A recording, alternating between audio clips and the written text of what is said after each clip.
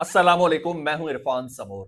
दोस्तों, जब इमरान खान के खिलाफ जमीन तंग की जा रही थी, इमरान खान को एक आग में धकेला जा रहा था, आपकी नून लीग इमरान खान के खिलाफ एक खास नैरेटिव बना रही थी, आपका नाम निहाद मीडिया इमरान खान का मीडिया ट्रायल कर रहा था, तब मैंने कहा था कि इन सारी गेम्स में, इन सारे चक्रों से इमरान खान का कोई ताल्लुक नहीं है। जबरदस्ती इमरान खान को इसमें मुलव्वस किया जा रहा है और एक दिन वो आएगा जब इमरान खान इसमें सुरखरू होगा। और आज अल्हम्दुलिल्लाह मेरी खबर सच साबित हुई है। मुझे खुशी है इस बात की। और इमरान खान को आज ऑफिशियली क्लीन चिट मिल गई है। जी हां, तहरीक इंसाफ के लिए भी यह बड़ी खबर है।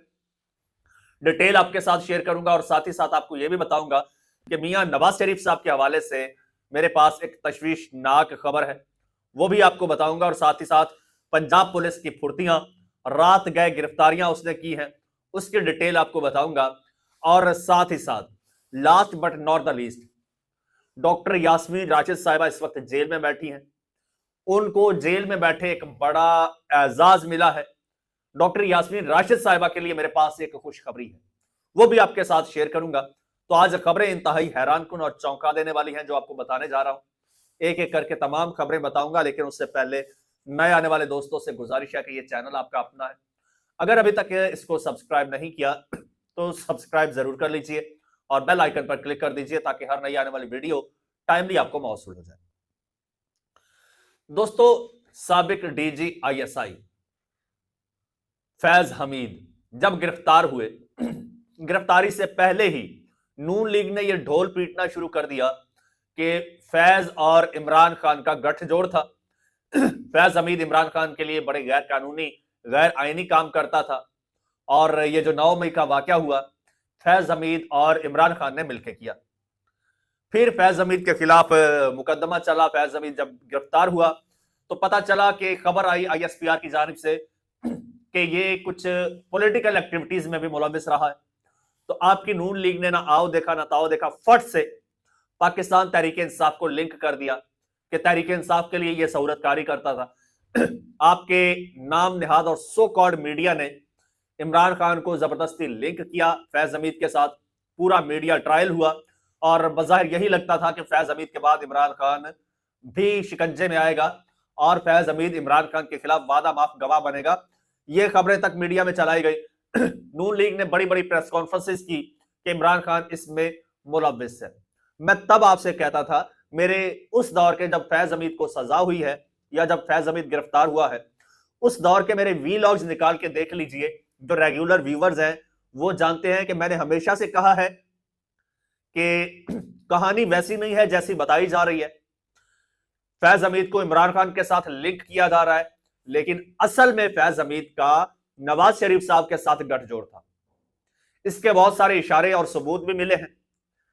नून लीग के अपने बहुत सारे लोगों के बयानात ये बताते हैं कि फैज और नवाज का बड़ा गठजोड़ था।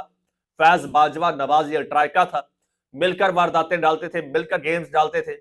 फैज हमीद इन्हीं लोगों को हुकूमतों की ऑफर्स करता रहा, इन्हीं लोगों को नवाजता रहा। और ये साफ सबूत है कि उसके नून लीग के साथ उसका गठजोड़ था, लेकिन जबरदस्ती पीटीआई के साथ जोड़ा जाता था। और जब फैज हमीद को सजा हुई तो कहा गया कि अब इमरान खान के खिलाफ वादा माफ गवाह बनेगा। और इमरान खान के साथ ये जो 9 मई का स्पेशली वाकया हुआ, इसमें फैज हमीद मुलव्वस था इमरान खान के साथ और इमरान खान के खिलाफ गवाही देगा। अब सुनिए जो खबर आई है। नून लीग के लिए यह तबाहकुन खबर है, पाकिस्तान तहरीक इंसाफ के लिए बड़ी खुशाइंद खबर है। अब खबर सुनिएगा जी। साबिक डीजी आईएसआई फैज हमीद के वकील ने यह दावा किया है कि उनके मुवक्किल साबिक वजीर आजम और बानी पीटीआई इमरान खान के खिलाफ किसी भी मुकदमे में सरकारी गवाह नहीं बन रहे। फैज हमीद के वकील बैरिस्टर मियां अली इशफाक ने इन खबरों को मुस्तरद कर दिया जिनमें कहा जा रहा था कि उनके मुवक्किल इमरान खान के खिलाफ सरकारी गवाह बन सकते हैं। उन्होंने इन दावों को कयास आराई पर मबनी बेबुनियाद करार दे दिया है। हुन ठंड पै गई, सुकून आ गया। लेकिन बात यहां पे खत्म नहीं होती जनाब, अभी तो कहानी शुरू हुई है। बैरिस्टर मियां अली इशफाक का कहना था कि मीडिया और सियासी हलकों में गर्दिश करने वाली इन इत्तलात में कोई सदाकत नहीं, जिनमें कहा जा रहा है कि फैज हमीद इमरान खान के खिलाफ मुकदमात में सरकारी गवाह बनने पर गौर कर रहे हैं। उनका कहना था कि ये तमाम खबरें मुकम्मल तौर पर बेबुनियाद, और महज कयास आराई है। ये वजाहत ऐसे वक्त में सामने आई है जब बाज विफाकी वुजरा और स्टैब्लिशमेंट से कुर्बत के हवाले से मारूफ सेनेटर फैसल वावडा मुतअद्दिद मरतबा ये बयान दे चुके हैं कि फैज हमीद इमरान खान के खिलाफ गवाही देंगे। इसके अलावा इमरान खान और फैज हमीद के दरमियान मुबैना गठजोड़ खुसूसन 9 मई 2023 के पुरतशद्दुद वाकयात के तनाजुर में इसके बारे में भी कयास आराइयां की जा रही हैं। जब मियां अली इशफाक से पूछा गया तो उन्होंने इस मामले पर बराह रास्त अपने मुवक्किल से बात की है, तो उन्होंने वाजे में हाँ में जवाब देने के बजाय कहा कि मुझे ये बात बतौर हकीकत मालूम है, मुझे ये बात बतौर हकीकत मालूम है, जिससे उन्होंने इस तासुर को तकवीयत दी कि फैज हमीद के पीटीआई के बानी के खिलाफ सरकारी गवाह बनने का सवाल ही पैदा नहीं होता। अब आगे सुनिएगा, आगे आगे फैज हमीद और इमरान खान के दरमियान मुबैना गठजोड़ से मुतालिक कयास आराइयां सरकारी सरपरस्ती में बनने वाला बयानिया है जो 9 मई के वाकयात के बाद दोहराया जा रहा है। अब सरकारी सरपरस्ती मतलब ओ भाई नून लीग की हुकूमत, ये अता तारड़ जैसे लोग प्रेस कॉन्फ्रेंसेस करते थे, इमरान खान को नत्थी करते थे फैज हमीद के साथ। वो कहते हैं कि ये सारा सरासर झूठ है। यानी कि अब देखिए विफाकी काबीना के सीनियर अरकान वजीर दिफा ख्वाजा आसिफ और वजीर इत्तलात अता तारड़ मुतअद्दिद बार ये दावा कर चुके हैं कि ये पुरतशद्दुद वाकयात इमरान खान और फैज हमीद के दरमियान एक मरबूत मंसूबे का नतीजा थे। और इन दावों के बावजूद फौज के मीडिया विंग ISPR ने ताहाल अपनी किसी ब्रीफिंग में यह नहीं कहा कि इमरान खान और फैज हमीद के दरमियान ऐसा कोई गठजोड़ था। ये नून लीग जबरदस्ती मिला रही थी और आपका ये नाम नेहाद, ये फसादी, ये प्रोपेगेंडा मशीन मीडिया बाकायदा इमरान खान का ट्रायल कर रहा था। और आज माशाल्लाह से इमरान खान को ऑफिशियली ये क्लीन चिट मिली है कि फैज हमीद इस किस्म का कोई बयान नहीं देने जा रहे और इस किस्म का कोई गठजोड़ साबित नहीं हुआ। ये वकील बता रहा है जी फैज हमीद का, जिसके बारे में ये बड़े दावे करते थे। हाँ, लेकिन मैं आपकी तसल्ली के लिए बता देता हूं, फैज हमीद और मियां नवाज शरीफ साहब का गठजोड़ नून लीग के अपने लोगों, चाहे मियां जावेद लतीफ हो, चाहे ख्वाजा आसिफ हो, ऐसे लोगों के अपने बयानात से साबित होता है।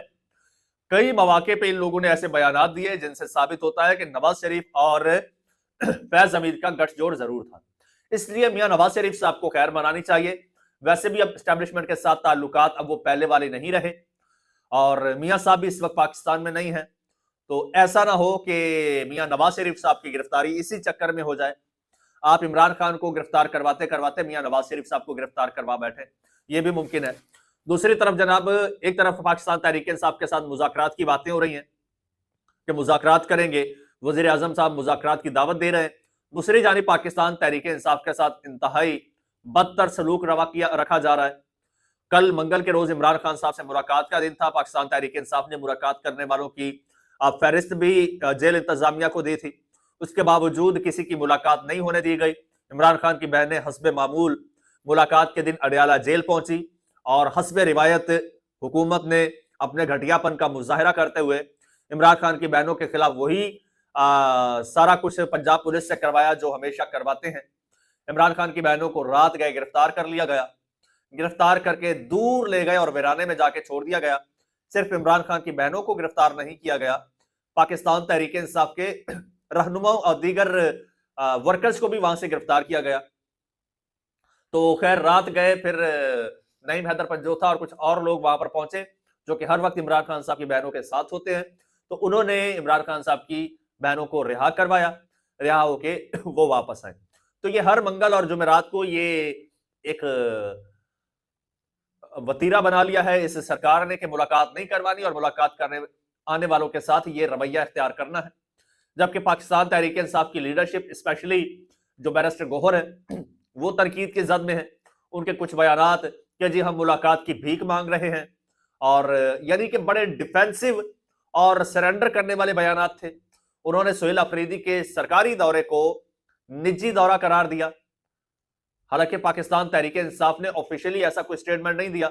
सेक्रेटरी जनरल पाकिस्तान तहरीक इंसाफ पेश थे, क्या नाम है उनका, सलमान अकरम राजा साहब, और ये बैरिस्टर गौहर इस तरह के बयान दे रहे। तो बैरिस्टर गौहर के खिलाफ इस वक्त सोशल मीडिया पर पाकिस्तान तहरीक इंसाफ की जानिब से, पाकिस्तान तहरीक इंसाफ के सपोर्टर जो सोशल मीडिया विंग है, पाकिस्तान तहरीक इंसाफ से प्यार करने वाले, इमरान खान की फिक्र करने वाले, तहरीक इंसाफ का भला सोचने वाले, वो इस वक्त बैरिस्टर गौहर के खिलाफ सफे आ रहा है। और वो जनाब बाकायदा उन्होंने पोजीशन संभाली हुई है और बैरिस्टर गौहर को एस्टेब्लिशमेंट का टाउट करार दे रहे हैं, बैरिस्टर गौहर के इस्तीफे का मुतालबा कर रहे हैं। वो कह रहे हैं कि जब ये मामला हो जाता है तो बैरिस्टर गौहर एस्टेब्लिशमेंट का स्पोक्स पर्सन बन के बयान देने आ जाता है, जिससे पाकिस्तान तहरीक इंसाफ के बयानिए को ही नुकसान पहुंचता है। और वो कहते हैं कि बैरिस्टर गौहर और 2-3 ऐसे उन्होंने नाम लिया, असद कैसर, ये वो, कहा गया कि जिस दिन वाटर कैनन के सामने इनको खड़ा कर दिया गया उस दिन के बाद फिर वाटर कैनन नहीं चलेगी, पानी नहीं फेंकेगी। खैर, दूसरी जानिब जनाब एक और फैसला आया है लगे हाथों, वो भी आपके साथ मैं शेयर कर देता हूं। वो है जनाब NA 130 लाहौर, जहां पर डॉक्टर यास्मीन राशिद साहिबा मद्दे मुकाबिल मियां नवाज शरीफ साहब थे। फॉर्म 45 के मुताबिक डॉक्टर यास्मीन राशिद साहिबा जीत गई थी, नवाज शरीफ साहब हार गए थे। फिर फॉर्म 47 सामने आया जिसमें नवाज शरीफ साहब जीत गए, डॉक्टर यास्मीन राशिद साहिबा को हरा दिया गया। और फिर जब फॉर्म 45 का मुतालबा किया गया तो इलेक्शन कमीशन ने की जानिब से चंद फॉर्म 45 सामने आए, उन्होंने शायद अपनी वेबसाइट पर आवेजा किए जो बाद में हटा दिए गए। अब इस वक्त मुझे कंफर्म नहीं है कि वो मौजूद है या नहीं। उनमें वाज़े टेम्परिंग नजर आई, यानी 270 को 1270 किया गया, 1274, इस तरह से इतनी बड़ी टेम्परिंग करके नवाज शरीफ साहब को जितवाया गया। डॉक्टर यास्मीन राशिद साहिबा ने अपील फाइल की और अब यह हुआ है कि उनकी जो दरखास्त थी डॉक्टर यास्मीन राशिद साहिबा की, वो निपटा दी गई है जी, वो खारिज कर दी गई है और खारिज करके नवाज शरीफ साहब को फातेह करार दे दिया गया है। लेकिन दर हकीकत नवाज शरीफ साहब को बहुत बुरी मात हुई है। किस तरह से? अब अल्फाज चीख चीख के बता रहे हैं, चीख चीख के बता रहे हैं कि किस तरह से टेक्निकली वारदात डाल के नवाज शरीफ साहब को जिताया गया है। आपको यह बताता चलूं कि वोटों की रिकाउंटिंग नहीं हुई वोटों की, ना मरियम नवाज साहिबा के ना नवाज शरीफ साहब के, वोटों की रिकाउंटिंग नहीं हुई। फॉर्म 45 ताहाल सामने नहीं आए। टेक्निकली किस तरह से वारदात डाली गई है देखिएगा। अब जो ऑब्जेक्शंस लगाए गए हैं, डॉक्टर यास्मीन राशिद साहिबा के दस्तखत नहीं थे जी।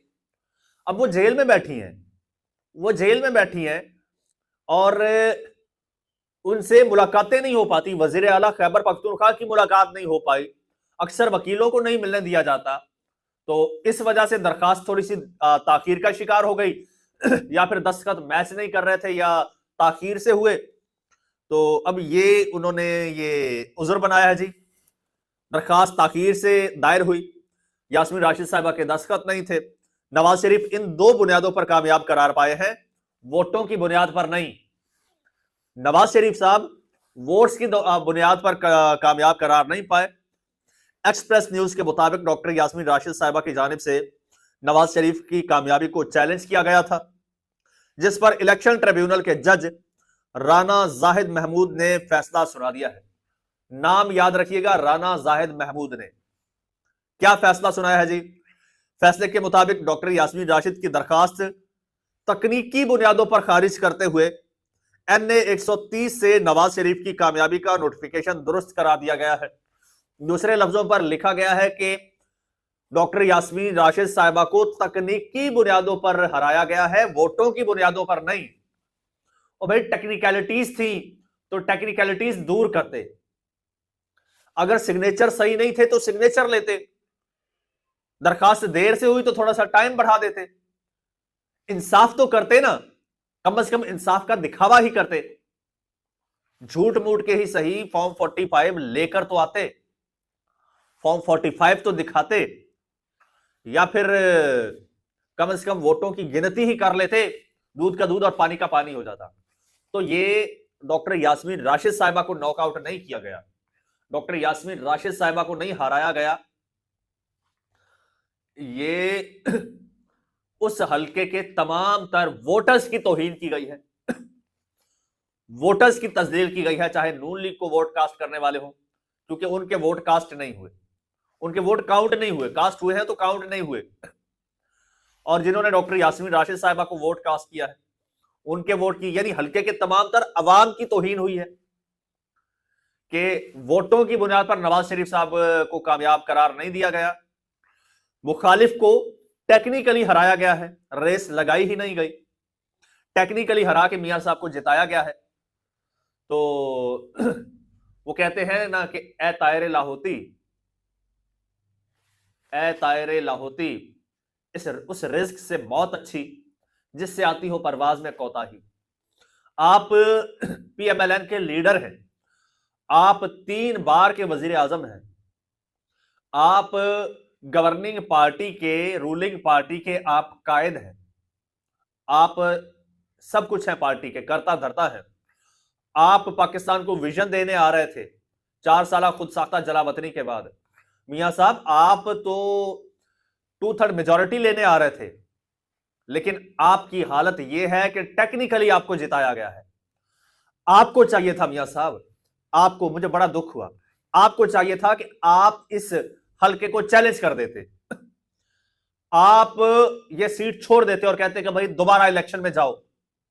मेरी जात पर इल्जाम लगा है, मियां साहब आपको कहना चाहिए था हु द हेल इज, जो मेरी जात पर इल्जाम लगाए, मैं शफाफ तरीके से इलेक्शन जीतूंगा, मुझे नहीं चाहिए ये इस तरह की कंट्रोवर्शियल सीट। आप तो बड़े लीडर थे, आपको ये सीट नहीं लेनी चाहिए थी, आपको ये इल्जाम, ये धब्बा अपने सर नहीं लेना चाहिए था। आप ये सीट छोड़ देते, आज आप रिजाइन कर दे, बोले मैं इससे रिजाइन करता हूं, ये सीट छोड़ता हूं, दोबारा इलेक्शन में जाइए, चैलेंज कीजिए डॉक्टर यास्मीन राशिद साहिबा को और उनको जेल में निकालिए, बोलिए मेरे मद्दे मुकाबले आके इलेक्शन लड़ो। है इतनी करेज मियां नवाज शरीफ साहब में? नहीं है। वो खातून, उसने जेल में बैठकर इस सूरमा को नॉकआउट किया, मियां नवाज शरीफ साहब को चारों शाने चित किया, जैसे कैंपेन भी नहीं करने दी गई, जिसके कागजात नामजदगी भी रोके गए, जिसके पास अपनी पार्टी का इंतखाबी निशान भी नहीं था, जिसके पास अपनी पार्टी की शिनाख्त भी नहीं थी, उसके बावजूद उसने मियां नवाज शरीफ साहब को बदतरीन तरीके से शिकस्त दी फॉर्म 45 के मुताबिक। और ये उस खातून के नाम एक बड़ा एजाज है कि आज उसे हराने के लिए, आज उसके मुकाबले में नवाज शरीफ साहब का कद थोड़ा सा ऊंचा करने के लिए टेक्निकलिटीज का सहारा लेना पड़ा। इतना बड़ा है उस खातून का कद कि मियां साहब को टेक्निकलिटीज का सहारा लेना पड़ा जेल में बैठी खातून को हराने के लिए। तो ये डॉक्टर यास्मीन राशिद साहिबा की हार नहीं है, ये पूरी की पूरी नून लीग की हार है। आप जो मकबूलियत के दावे करते हैं, आपके लीडर का हाल ये है, आपकी पार्टी सरबराह का हाल ये है, उसकी बेटी का हाल ये है कि इन लोगों को टेक्निकल बुनियादों पर सीटें लेना पड़ रही हैं, वोटों की बुनियादों पर नहीं। दोस्तों, चैनल आपका अपना अगर अभी तक सब्सक्राइब नहीं किया तो सब्सक्राइब कर लीजिए, बेल आइकन पर क्लिक कर दीजिए और मुझे इजाजत दीजिए। अल्लाह हाफिज।